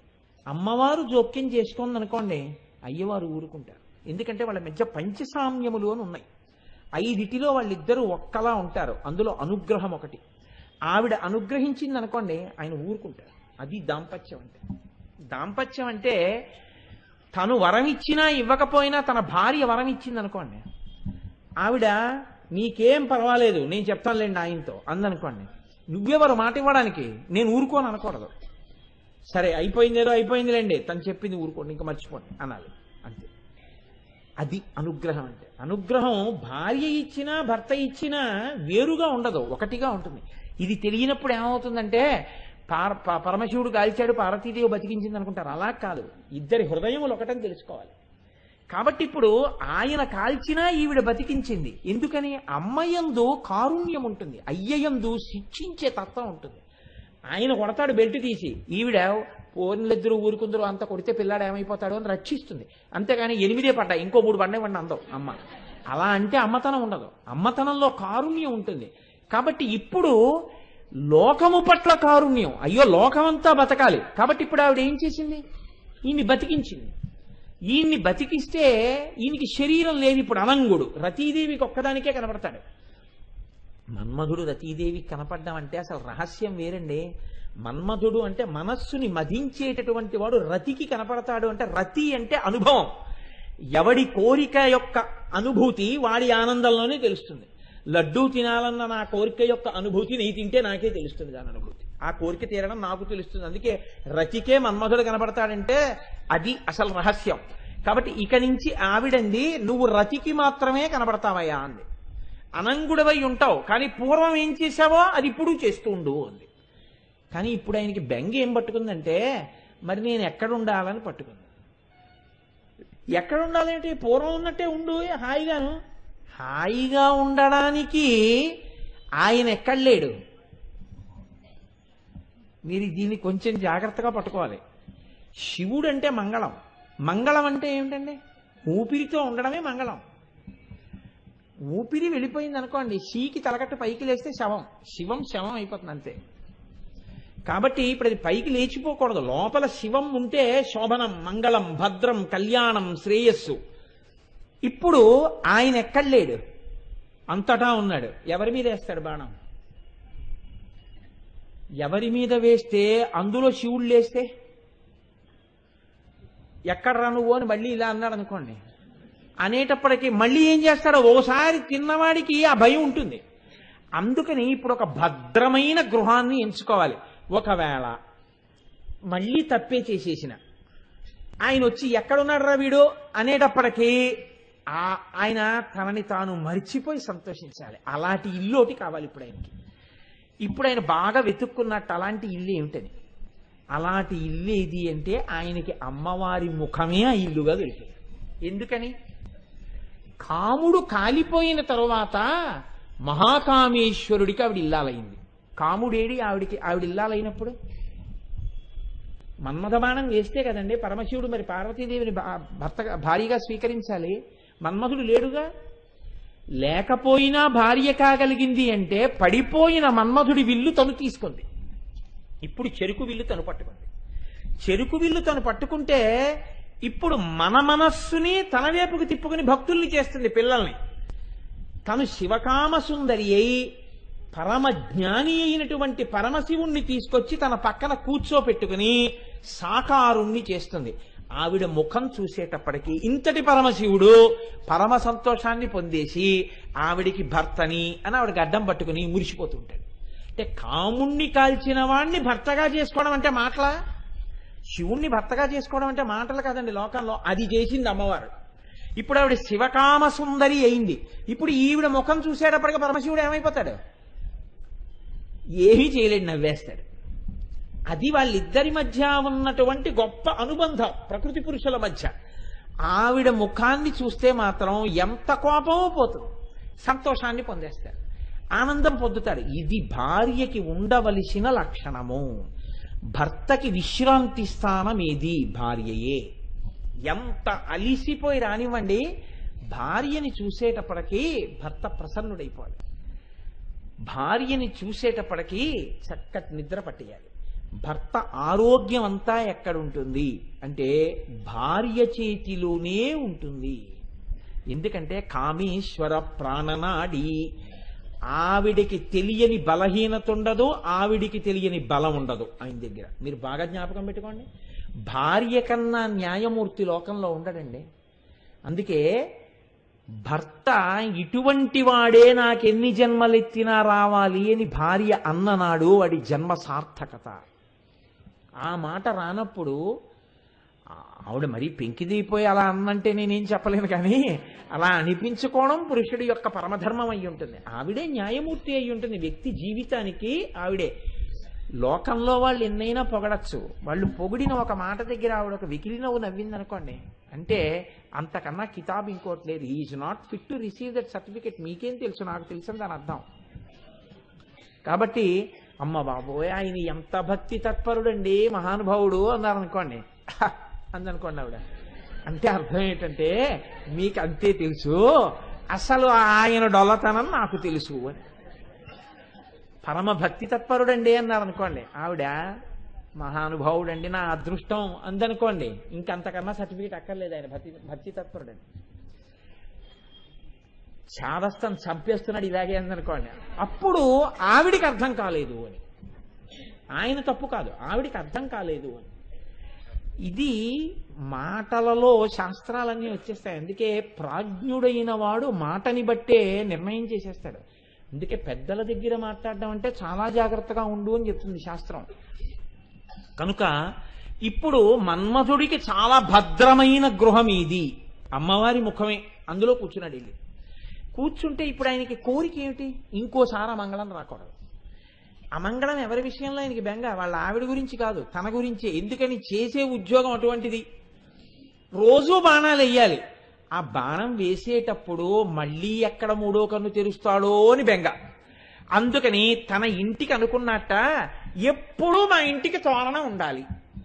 ఎప్పుడు మా ఇంటికి తోరణం ఉండాలంటే ఏంటి? మా ఇల్లు శుభంగా ఉంది, మా ఇంట్లో అమంగళం లేదు. అమంగళం లేదు కాబట్టి మా ఇంటికి ఎప్పుడు తోరణం ఉంటుంది. తోరణం ఎక్కడ కడతారండి? తోరణం లోపల గడప కట్టరు, లేకపోతే కింద గడప కట్టరు, పక్క గడపలకి కట్టరు, పైన ఉన్నటువంటి కమ్మికి కడతారు. అందుకే ఆ కమ్మికి ఒక్కదానికే ఇంటి మొత్తం మీద ఒక పేరుంది. ఆ కమ్మిని లక్ష్మీ కమ్మె అని పిలుస్తారు. ఆ కమ్మి పుచ్చిపోయినా, ఆ కమ్మిని కన్నాలు పడిపోయి దాన్ని తొందరగా బాగు చేయించకపోయినా ఇంటి యజమానికి అరిష్టం. అందుకే తోరణం దేనికి అంటే పైన ఉన్న లక్ష్మీ కమ్మికి. ఇంట్లో పెళ్ళవుతోంది, లక్ష్మీ కమ్మికి మంగళతోరణం ఉంటుంది. ఇంట్లో ఉన్నవాడు ఎప్పుడూ సంతోషంగా ఉంటున్నాడు, లక్ష్మీ కమ్మికి ఏదో ఒక అలంకారం ఉంటుంది. అలంకారం లేని లక్ష్మీ కమ్మి ఇంటికి ఉంటే లోపల ఉన్నవాడు సుఖంగా ఉన్నాడని నిర్ణయము కాదు. అందుకే ఇంటి ముందున్న లక్ష్మీ కమ్మికి పూలదండో, తోరణమో, భగవన్మూర్తో, లేకపోతే దాని మీద ఏదో ఒక ఈశ్వర మూర్తో ఏదో ఒకటి ఉండాలి. అంతకన్నా తోరణం ఇంకోటి ఏముంటుంది? కాబట్టి ఇప్పుడు మన్మధుడు ఇల్లు ఇదైతే, అమ్మవారి ముఖమైతే, ఆయన తోరణం కట్టుకున్నట్ట. ఏమిటా తోరణం? అమ్మవారి కనుబొమలే తోరణము. అమ్మవారి కనుబొమలు అమ్మవారి యొక్క ముఖమునందు ఎంత శాశ్వతత్వంతో ఉంటాయో, ఆడదాని కనుబొమలు పరమ మంగళప్రద స్థానములు. పురుషుడివైనా సరే. అందుకే కనుబొమలు తీయడం మహానేరం, గుర్తుపట్టలేరు మీరు మనిషిని అసలు. కాబట్టి ఇప్పుడు అమ్మవారి యొక్క కనుబొమలు మన్మధుడి యొక్క ఇంటికి మంగళతోరణములు. కాబట్టి ఇప్పుడు మళ్ళీ మన్మధుడికి ఇంకా అమంగళం ఉందా? ఇక లేదు. ఎందుకు లేదు? ఆ మంగళతోరణానికి ఉన్న శక్తి. ఇప్పుడు ఈ మంగళతోరణం ఎవరి భయం పోయిందనడానికి గుర్తు? ఎవరి భయం పోయిందండి ఈ మంగళతోరణాలు ఉండడం వల్ల? మన్మధుడి భయం పోయింది. అది మన్మధుడి ఇల్లు, అమ్మవారి యొక్క ముఖం. అందులో ఉన్న కనుబొమ్మలు మంగళతోరణాలు అయితే ఆ మంగళతోరణాల వల్ల మన్మధుడి భయం పోయింది. ఆ మంగళతోరణాలని నువ్వు చూస్తే నీకు భయం పోయింది. కాబట్టి ఇప్పుడు భయాన్ని పోగొట్టడానికి హేతు ఏదైంది అమ్మవారి ముఖంలో, అమ్మవారి శరీరంలో? ఆవిడ కనుబొమలు అయ్యాయి. అందుకే కనుబొమలు మంత్రంలో 5 బీజాక్షరాలుగా మారిపోతాయి. 5 బీజాక్షరాలుగా మారిపోయి ఈ బ్రహ్మాండము సుఖంగా ఉండడానికి ఏ 5 అవసరమో 5 బీజాక్షరాలు ఆ 5ంటిని ఇచ్చేస్తాయి. ఇచ్చేస్తే బ్రహ్మాండం అంతా సుఖంగా ఉంటుంది. ఇంత శక్తి అంతా ఎక్కడికెళ్ళి నిలబడిపోయింది? అమ్మవారి యొక్క కనుబొమల యందు నిలబడిపోయింది. ఇది చెప్పడంలో ఎంత గమ్మత్తుగా చెప్పారో చూడండి. వదన స్మరమాంగల్య గృహతోరణచిల్లిక, స్మరుడి పాలిట మంగళప్రదమైనటువంటి గృహముగా అమ్మవారి ముఖమై ఆమె యొక్క కనుబొమలు ఆ ఇంటి మంగళతోరణములై ఒప్పారుచున్నవి. ఇది వదన స్మరమాంగల్య గృహతోరణచిల్లిక. ఇప్పుడు ఇందులో ప్రధానమైన లక్షణం స్మరుడి విషయంలో ఒకటి నిరూపణం కావాలి. ఏది?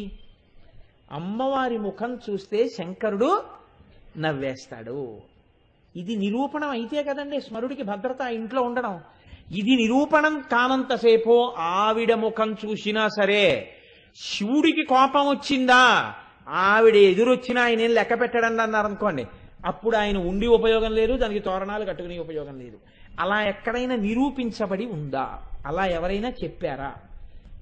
శంకర భగవత్పాదులు సౌందర్యలహరిలో దీన్ని నిరూపణం చేశారు. మళ్ళీ ఎంత గమ్మత్తుగా చేశారో చూడండి. ఆయన ఒక శ్లోకంలో అరాళైస్త్వాభావ్యాదళికలభస శ్రీభిరలకైః పరీతంతే వక్త్రం పరిహసతి పంకేరుహరుచిం దరస్మేరే యస్మిన్ దశన రుచి కింజల్కరుచిరే సుగంధౌ మాద్యంతి స్మరదహన చక్షుర్మధులిహ. ఆయన అంటున్నారు, అమ్మవారి యొక్క ముఖము పద్మమును పరిహసించింది. ఎందుకు పరిహసించాలి పద్మాన్ని అంటే, పద్మానికి అమ్మవారి ముఖానికి 2 దగ్గర పోలికలు చెప్తారు. అందుకని పద్మముఖి అని పేరు అమ్మవారికి. పద్మము ఒక్కొక్క రేకు రేకుగా విచ్చుకుంటుంది. ఒక పువ్వు ఉందనుకోండి, మొగ్గ ఇలా విచ్చుకుంటుంది. తామర పువ్వు అలా విచ్చుకోదు. ఒక రేకు ముందు, తర్వాత ఒక రేకు, తర్వాత ఒక రేకు, తర్వాత ఒక రేకు, తర్వాత ఒక రేకు, ఇవి మెల్లమెల్లగా మెల్లమెల్లగా అలా విచ్చుకుంటూ దుద్దు కనపడుతుంది. రేకు రేకుగా విచ్చుకుంటుంది. రేకు రేకుగా విచ్చుకునేటటువంటి లక్షణం పద్మానిది.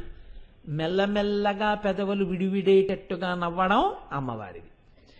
రేకులు విచ్చుకున్న తరువాత ఇలా కొద్దిగా విచ్చుకోగానే కనపడేవి పద్మములోనే ఉన్న కేసరములు. అమ్మవారి పెదవులు కొద్దిగా ఇలా విచ్చుకునేటప్పుడు కనపడేవి దంతములు, అమ్మవారి యొక్క దంతపంక్తి. పువ్వు విచ్చుకోగానే ఇలా దగ్గరికి ఎడితే ముఖానికి తగిలేది మంచి సువాసన. అమ్మవారి ముఖాన్ని దగ్గరగా చూస్తే తగిలేది సువాసన. పద్మం దగ్గరికి వెళ్ళి చూస్తే తగిలేది చల్లతనం.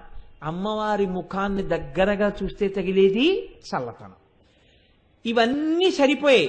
కానీ అరాళై స్వాభావ్యాదళికలభస శ్రీభిరలకైః, ఎప్పుడూ కూడా ఈ తామర పువ్వు, ఈ పద్మం ఎక్కడుంటుందో ఈ పద్మం మీద ఎగురుతుంటాయి తుమ్మెదలు.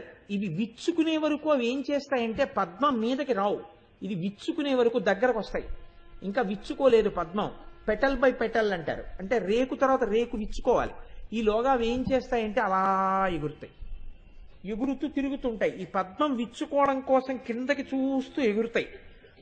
పద్మం విచ్చుకునే వరకు చూస్తూ ఎగిరేటటువంటి నల్ల తుమ్మెదల యొక్క కాంతి ఎలా ఉంటుందో అలా నల్ల తుమ్మెదల కాంతితో ఉన్నటువంటి కాంతిని పరిహసించినట్టుగా ఉండేటటువంటి తుమ్మెదలు అమ్మవారి ముఖం మీద పడినటువంటి అలకలు. అంటే అమ్మవారి యొక్క ముంగురులుట, నల్లని ముంగురులు ఎగురుతున్న గండు తుమ్మెదల్లా ఉంటాయిట. మిగిలినవి సరిపోయాయి. ఏది సరిపోదు? పద్మములను ఆవిడ ఎందుకు పరిహసించాలి అంటే, పద్మం సాయంకాలానికి వాడిపోతుంది, కానీ అమ్మవారి ముఖము ఎన్నడూ వాడదు. సరికదా, అన్నిటికన్నా గొప్ప లక్షణం ఏమిటి? స్మరదహన చక్షుర్మధులిహ. ఇది స్మరుడికి భద్రం చేసింది. అందుకే శంకరాచార్యులు వారు లలితా సహస్రంలో ఉన్న నామంలో ఉన్న నామాన్నే ఇక్కడికి తెచ్చారు. స్మరదహన. మన్మధుణ్ణి కాల్చేసిన వాడు ఈయన పరమశివుడు. ఇప్పుడు మన్మధుణ్ణి కాల్చేసిన వాడికి ఆడదాని ముఖంతో పని ఏమిటండి? మన్మధుణ్ణి కాల్చినవాడు ఆడదాని ముఖం చూడవలసిన అవసరం ఏమిటి? కానీట ఎలా చూస్తాడోట తెలుసా? ఇక నల్ల తుమ్మెదల యొక్క బారులు, ఒక తుమ్మెద లోపల పడుకుని తేనె తాగుతుంటే మిగిలిన తుమ్మెదలు ఝంకారం చేస్తూ ఎగురుతే ఎలా ఉంటాయో అలా తన మనస్సు ఆమె ముఖమునందు లగ్నమైపోతే ఆ కంటి నుండి విడుతున్నటువంటి చూపులన్నీ అమ్మవారి ముఖమండలం మీదే తిరుగుతూ ప్రసన్నమూర్తి అయి సంతోషంగా నిలబడతాట. ఇది శివకామ సుందరి అయి ఆవిడ భర్తని పక్కన కూర్చోబెట్టి మనకు అందిస్తుంది పరమశివుణ్ణి దక్షిణామూర్తిగా వెళ్ళిపోకుండా, జ్ఞానంలోకి వెళ్ళిపోకుండా. ఇది అమ్మవారి విజయం.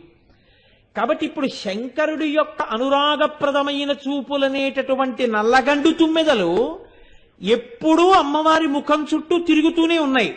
ఇలా తిరుగుతూనే ఉన్నాయి కనుక ఆ పద్మము, అమ్మవారి ముఖము, మన్మధుడు వెళ్ళి కూర్చోడానికి, అక్కడ నిలబడ్డానికి యోగ్యమైంది. మళ్ళీ శివుడు కాల్చేస్తాడన్న బెంగలేదు. ఆవిడ ముఖం వంక చూస్తే చాలు ప్రీతి పొందేస్తాడు. ఆ నిగూఢమైనటువంటి రహస్యం తెలిసిందనుకోండి, ఉత్తర క్షణంలో మీకు దాని ప్రయోజనం అందేస్తుందంతే. ఇది ఇలా ఎందుకు జరుగుతుంది? మరి మన్మధుడు ఆమె ముఖంలో అంత సంతోషంగా కూర్చుంటే మీ శత్రువుకు ఆవిడ స్థానం ఇవ్వలేదా? అంటే మీ శత్రువుకి స్థానం ఇవ్వలేదు. ఎందుకు ఇవ్వలేదు? దేని వల్ల మీరు భయపడుతున్నారో ఆ భయం పోవడానికి ఆవిడ కనుబొమల వంక మీరు చూడండి. భద్రమైన స్థానంలో ఆయన ఉన్నాడు. రే వాళ్ళ జోలికి వెళ్ళకో అని మాట ఉందనుకోండి, అయిపోయిందంతే. ఇప్పుడు మన్మధుడు మీ మీద ఎందుకు బాణం వేస్తాడు? శివుడు కాల్చక్కర్లేదు, ఆవిడ నోటి మాట చాలు. ఒరే వాళ్ళ జోలికి వెళ్ళకరా అందనుకోండి, అంతే, మన్మథ బాణాలు ఆగిపోతాయి, కోరికలు తగ్గిపోతాయి. కోరికలు తగ్గిపోయాయి అనుకోండి, భయం తగ్గిపోతుంది. భయం తగ్గిపోయింది అనుకోండి, నిర్భయ స్థితి వస్తుంది. నిర్భయ స్థితి యందు ఆత్మదర్శనం. దీనికి ప్రాతిపదిక ఎక్కడి నుంచి వస్తుంది? ఆవిడ కనుబొమల దర్శనంలోంచే వస్తోంది. అయితే కనుబొమలే ఎందుకు కావాలి? ముఖం అవ్వచ్చు కదా. ముఖంలో ఎక్కడ చూసినా ఈ నిర్భయత్వం రావచ్చు కదండి, కనుబొమల్లోంచే ఎందుకు వస్తుంది అంటే దీనికి సమాధానం శంకర భగవత్పాదులే చెప్పారు. ఆయన అన్నారు, భ్రువౌ భుగ్నే కించిత్ భువన భయ భంగవ్యసనిని తదీయే నేత్రాభ్యాం మధుకర రుచిభ్యాం ధృతగుణం ధనుర్మన్యే సవ్యేతర కర గృహీతం రతిపతేః ప్రకోష్ఠే ముస్తాచస్థగయతి నిగూఢాంతరముమే అన్నారు. ఉమే అని పిలిచారు. ఉమా అన్నారు. ఉమా అంటే భయమును పోగొట్టుదానా అని అర్థం. అమ్మవారి కనుబొమలు ఎవరు చూశారో వాళ్ళకి భయం ఉండదు. భయం ఉండదు అంటే మన్మథ బాణములు అనవసరంగా మీద పడకుండా అమ్మవారి పాదములు పట్టి జీవితాన్ని చక్కగా దిద్దుకోగలిగినటువంటి శక్తి వాడి యందే ప్రచోదనమై వాడి యందు ఉంటుంది. ఇది ఎలా ఉంటుంది అంటే శంకరులు అన్నారు, అమ్మవారి కనుబొమలు ఇలా ఉండవు అన్నారు. ఎలా ఉంటాయి అంటేట కొద్దిగా అలా ఉంటాయి. అంటే ఈ కనుబొమలు రెండు ఇలా ముడిపడతాయిట. భ్రువౌ భుగ్నే కించిత్ కొద్దిగా ఇలా ముడిపడ్డాయి. ఎందుకు అలా ముడిపడాలట? భువన భయ భంగ వ్యసనిని. వ్యసనిని అంటే ఆలోచనలో ఉంది. ఏ ఆలోచనట ఆవిడికి? భువన భయ భంగ. అయ్యో, భువనములంటే లోకాలు, లోకాలంటే పిల్లలు. అయ్యో నా పిల్లలందరూ ఏదో భయం ఏదో భయం ఏదో భయం, ఎప్పుడూ భయంతో ఉంటున్నారు. నా పిల్లలకి ఈ భయం ఎలా పోతుంది అని ఆలోచిస్తోంది. ఇలాగా మీరు చూడండి, ఆలోచించేటటువంటి ముద్రలో ఉన్నవాళ్ళు ఇలా ఉంటారు. కనుబొమలు ఇలా పెట్టి ఆలోచించడం చాలా అసాధారణమైన విషయం. ఆలోచనలోకి వెళ్ళిపోయాడు అంటే మీకు తెలియకుండానే ఇలా అంటారు. కొద్దిగా కనుబొమలు ముడివేస్తారు. ఇప్పుడు అమ్మవారు కూడా ఇలా ముడి వేసింది, చిన్న ముడి. ఇలా ముడి వేసింది అంటే ఆలోచిస్తోంది. ఏం ఆలోచిస్తోంది? భువన భయభంగ వ్యసనిని, మన భయాల్ని పోగొట్టడం ఎలా అని ఆలోచిస్తోంది. ఇప్పుడు మీరు ఒకటి ఆలోచించండి, అలా ఉంటే అందం అవుతుందా? అదండి ఆ శ్లోకంలో రహస్యం. మిమ్మల్ని ఆలోచించేటట్టు చేస్తారు శంకరాచార్యులు వారు. ఆలోచించేటట్టు చెయ్యడంలో మీరు ఆ కనుబొమల వంక చూస్తారు. ఇప్పుడు నేను ఇలా కూర్చున్నాను అనుకోండి, ఇప్పుడు నేను అందంగా ఉన్నానా అంటే, అందంగా అంటే నా బుర్ర నేను అందంగా ఉన్నాను కదా, ఒక ఉదాహరణకి చెప్తున్నానంటే, అంతేకాని నేను ఎవరి మీదో పెట్టి వాళ్ళ అందం గురించి నేను మాట్లాడితే అసహ్యంగా ఉంటుంది ఆధ్యాత్మిక సభలో. అందుకని నేను ఉదాహరణగా చెప్పుకోవడం. నేను ఇలా కూర్చున్నాను అనుకోండి, కోటేశ్వరరావు ప్రశాంతంగా ఉన్నారు కాబట్టి ప్రశాంతతయే అందము కాబట్టి అందంగా ఉన్నారు అనొచ్చు మీరు. నేను ఇలా ఉన్నాను అనుకోండి, ఆహా ఎంత అందంగా ఉన్నారో ఆ కనుబొమ్మలు ముడివేసి అంటారా? అందరూ ఏమిటో ఆలోచిస్తున్నారండి ఆయన అంటారు. అంటే అప్పుడు అది అందం కాదు, ప్రశాంతత కాదు, ఏదో ఆలోచన. సౌందర్యమునకు రాశీభూతమని చెప్పబడేటటువంటి అమ్మ ప్రసన్నంగా ఉంటే అందమనాలా, కనుబొమ్మలు ముడివేస్తే అందమనాలా? మరి శంకరులు ఎలా అంటున్నారు అంటే, ఇందులో రహస్యం ఏమిటంటే, అందము అన్న మాట పిల్లల కోణంలో ఎప్పుడు అంటే పిల్లల్ని ఉద్ధరించాలని అమ్మబడే తాపత్రయమే మీకు అందం. ఇందాకే చెప్పా తప్ప ఆవిడ భౌతిక అందం మీకెందుకు, అది శివుడికి. మీ భయం ఎలా తీర్చాలని ఆలోచిస్తున్న అమ్మయే మీకు అందము. పిల్లాడికి ఇవాళ ఏం వండి పెడదాం అన్న అమ్మ నీకు సంతోషం. పిల్లాడికి పాపం ఓ 10 రూపాయలు కావాలి, సినిమాకి వెళ్తానంటున్నాడు, మెల్లిగా ఈయనకి చెప్పి 10 రూపాయలు ఎలా ఇప్పిద్దామని ఇలా ఆలోచిస్తూ అంటున్న అమ్మ మీకు అందం. అంటే ఆ ధైర్యం మీకు అందం. అమ్మ అంటే మీకు ధైర్యము. ఇప్పుడు ఇలా ఉన్న అమ్మ మీకు ఎందుకు అందం కాదు? అందమే. ఇది మీ కోణంలో చెప్తున్నారా, శివుడి కోణంలో చెప్తున్నారా? మీ కోణంలో చెప్తున్నారు. మీ కోణంలో చెప్తున్నప్పుడు కనుబొమ్మ ముడిబడిన అమ్మే అందం. ఇప్పుడు ఆ కనుబొమ్మ ముడి ఎవరి కోసం?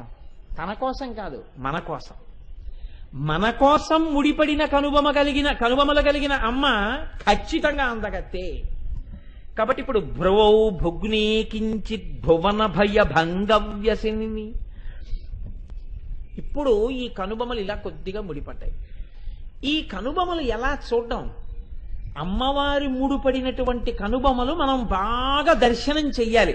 చెయ్యండి చెయ్యండి చెయ్యండి చెయ్యండి అన్నాం అనుకోండి, సాధారణంగా మీకు లోకంలో ఉండేటటువంటి గమ్మత్తు ఎలా ఉంటుందంటే, మీరు ఎప్పుడైనా అమ్మవారి మూర్తి దర్శనం చేద్దామని వెడితే ఈ కనుబొమ్మల మీద వెండిది ఏదైనా ఇలా పెట్టేస్తుంటారు, లేకపోతే బంగారపుది ఏదైనా ఇలా పెట్టేస్తారు. కనుబొమ్మ అంటే దేంతో తయారు చేయబడుతుందండి? వెంట్రుకతో చేయబడుతుంది కదా.